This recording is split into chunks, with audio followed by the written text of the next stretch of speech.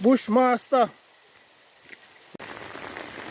It is written, we walk by faith and not by sight.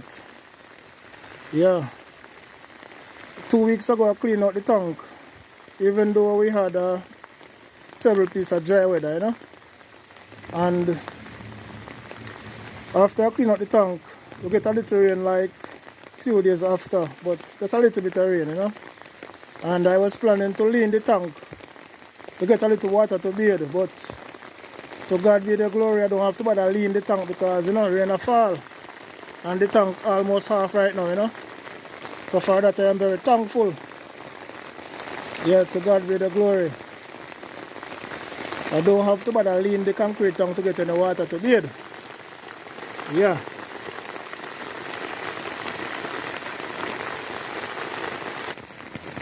So the goat them the bush are wet up right now, but still glad for the rain, you know what I'm saying?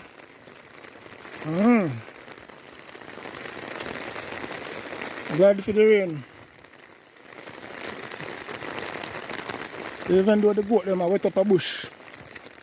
Yeah.